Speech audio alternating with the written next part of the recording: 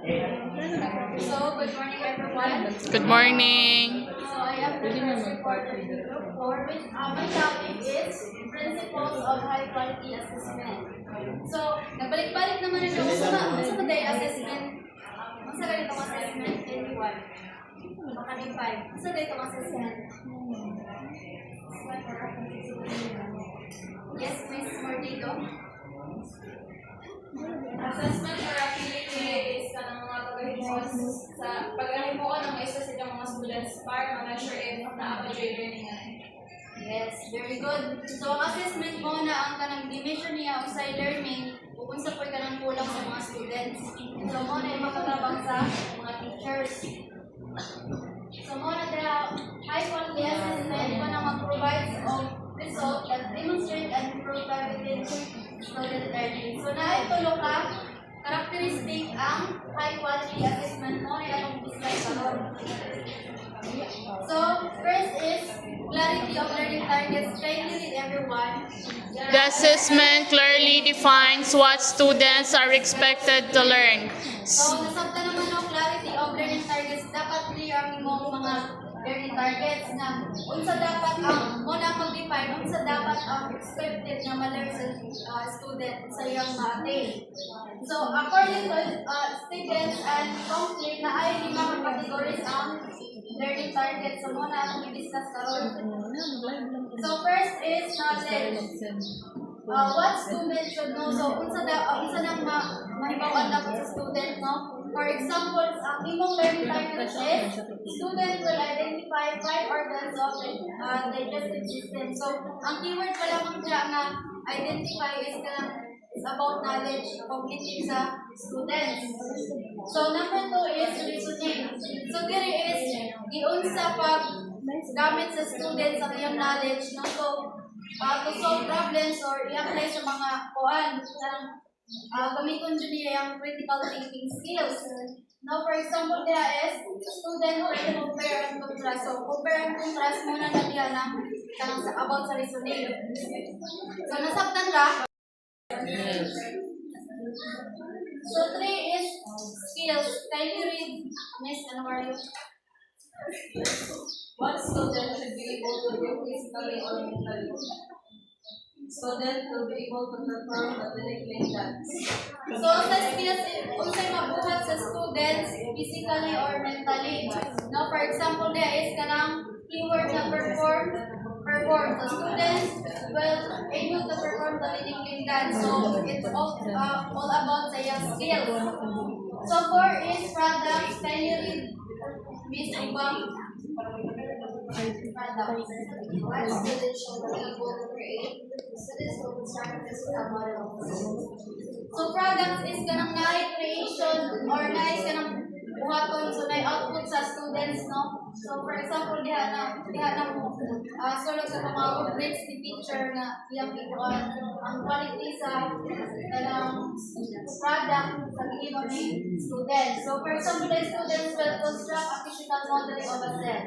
So, that is affected. So, affected is mo ni ang mga attitudes sa students na ma-attain sa lesson. So, for example, students will demonstrate a positive attitude toward group collaboration. So, nasabtan ka? Yes. So, proceed na to sa appropriateness of assessment methods. So, simple nga, dapat, kung mo sa yung learning targets ninyo dito, dapat sakto ang inyong piliyon na assessment methods. Dapat parang align sila dito sa learning targets nimo. So, naay 5 categories ang assessment methods. So, first is reading response instrument. Can you read Mr. Sombol? These are assessments where students provide written answers. So, ang dira ko no is written response instrument. Dira ko students ko no na provide nila ko mga written answers. Like for example, siguro mga quizzes or mga summative tests like that. Okay, very good. So, una na yung mga provide na written answers.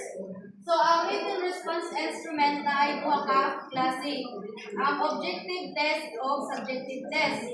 Kung objective test mo na ang single answer single correct answers. For example, kanang multiple choice, true or false, or numeration, fill in the blank, or matching. So kung mayroon tag subjective test, maunang kuan, essays kay naman sa kuan kibali mo pabalik mo answer kuan yes kuan. So next is product rating scale used to evaluate the quality of student work relation. So muna ang giingon diri ang example diri sa katong rubrics kay mo quality sa student work namin kang i-evaluate. So gamitan og rubrics. 3 is performance test. Ang performance test mo ni assessment that requires students to demonstrate a skill or ability by performing a task. Kanang ito maghatag ka. For example, ang isa mas teacher naghatag siya og kanang performance task ka sa students. And then ang performance task niya is kanang maghimo sila og kanang reporting training. So sa maghimo si teacher og checklist na sa checklist niya. Kung si student ba is kanang sunod ba sa iyang content sa iyang sa report niya, so check na diya. So unsa man siya daw siya mag-report, unsa man eye contact ba siya or unsa man speaks clearly, mo na dra mag-checklist kung unsa mo demonstrate og skills si student kung maghatag si teacher o performance task. Nasabtan ra? So, fourth is oral questioning. So, wala man tani no sa oral questioning. So, appropriate ni nga as method kung i-assess nimo ang mga students nimo kung nabay stock knowledge, kung hindi ka mag-oral question. Or, kanang example karang i-test ko nimo kung kabalo ba sila mo communicate ba through kung man ang tanong. So kana ang mga assessments ito. So nasabtan ra. So ikatulong ang characteristics sa high quality assessment, which is the properties of assessment methods. So kung mayroon tayong properties of assessment methods, these are the qualities and characteristics na ang imong assessment is effective and useful. So pinakauna there is validity. Balik-balik naman yung sa validity. So unsa gani validity Miss Monsanto? Miss Monsanto, unsa validity gani? Balik, unsa yung pindit ka nimo kay measure, ano ka to yung measure? Yes, correct. No, a valid test that accurately measures what intends to. So na types of upat ka types of validity. Una is face validity. Doesn't look right. For example, ani ang face validity, maghatag si teacher o questionnaire. Ama teacher rather. And then, pagtanong niyo sa questionnaire, ang sunod niya is mga numbers and equation solving. So, sa tanaw pa lang mo daan mo ng face validity, ang math questionnaire, syempre ka ng expected naman nga na siya mga numbers and equations. So, na siya face validity. Next is content validity. Ang content validity mo ni kung ang natapon ninyo sa midterm, kanang topic sa midterm is included dito sa kanang test questionnaire. Kung included tanan dito na siya content validity. So, nasabtan ra. So, ikatulo is criterion-related validity. Does it match a golden standard? For example, criterion-related validity. For example, sa entrance exam, himuon sa mga upcoming na mga first year students. Kanang entrance exam diha nga test questionnaire. Kanang nga mga kung ang kinsa tong student bitaw nga kuha na ka-score bitaw matagas. So pwede siya ma-predict nga katong mga students is mo-perform well siya sa iyang kuan sa iyang pagka-first year. Bali, right siya dito ba?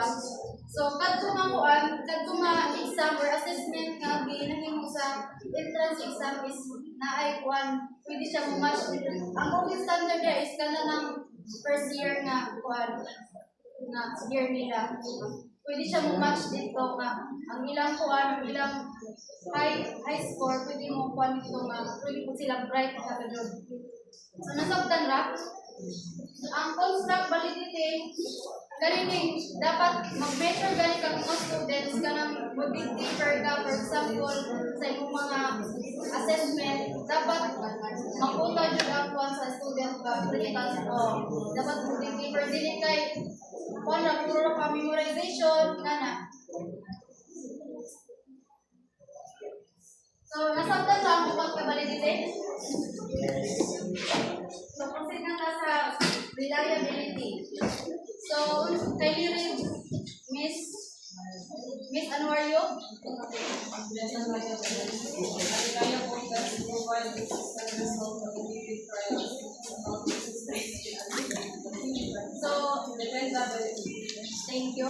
So, reliability mo na itong consistent ang iyong results. So, nasabtan naman, di ba? Consistent yung results sa kuwan. So, naay upat ka types of reliability. Kung may equivalency reliability, muli ang kuwan. Naay duha ka test, different test na siya, and then, pero, different test, pero same ang iyang difficulty. Ihatag lang mo sa student if align or hapit-hapit ilang scores na equivalency validity ang imong assessment. Nag-gets ra? Next is stability, reliability. So, from the word itself na stability, stable, kibali. For example, maghatag ko sa inyong quiz karon. And then ang inyong score, ihatag na balik ang inyong test. Ang test questionnaire next week kung related gihapon ang inyong scores sa karon nga gihatag na nga quiz na stability reliability ang akong test. So masabtan ba? Yes. Next is internal consistency. Ang internal consistency, for example nag-topic tag ecosystem. And then, ang sunod sa quiz dito is about ecosystem or how it interact. So, naikuha na internal consistency akong buwan quiz na gihatag sa inyo. Kung naman ito item nga, dili na tayo abot sa consistency, wala yung internal consistency akong test questionnaire nga gihatag sa inyo. So, nasabtan ra? Yes. Kaming interrater reliability. Kanining, for example, ang duha ka English teacher, and then tahay ako nag-class ko karang essay sa two different kinds of English teacher. So kung ahong score sa ila is the same, so pwede nga na interrater reliability. So na dapat ang magrado different teachers ang magrado pero the same test. If same results ang kukuha na ay interrater reliability. So nasabtan ra? Yes. So next is properties of ikatulong mga properties of assessment methods, which is fairness. So kabalo na tani dapat accessible sa tanan ang imong assessment should be equitable and unbiased. So nasabtan na ba no? Yes. Ang positive consequences, ibalik kung effective ang assessment, maka-provide ng feedback, and then we take as a lesson kung dili maayong sa feedback, now it take as a lesson, or it should be mo nga motivational. So, maka-benefits man tanan as a students, teachers, and mga parents. So, ikalima is practicality and efficiency. So, dapat assessment should be effective in real situation and practicality administrated. So, yung tag-is administration, unang dali ka mo ang mahatag sa students. For example, simple lang yung paghatag students. Mag-quiz na karon nga na ang iso administrator. So, kuan na dapat kuan na simple na ballpen ra og kanang kanang papel sa inyong ipa-quiz. So, dili na ka need og mga extensive materials. Next is scoring mo ni ang assessment should be easy and quick to break. Karang mga multiple choice, di ba, na dahil mga answers kay cost effectiveness mo na kung hindi na kadaghan magpakuan na dapat gastuhan yun. So, pwede lang kapilog kuan, ballpen, magpapit ka, so, nga na tayo. Or, kung sa mga online access, kanang mga ma-open yun sa tanan, hindi na magbayad-bayad. So, nasabtan? Hello? Yes. Yes.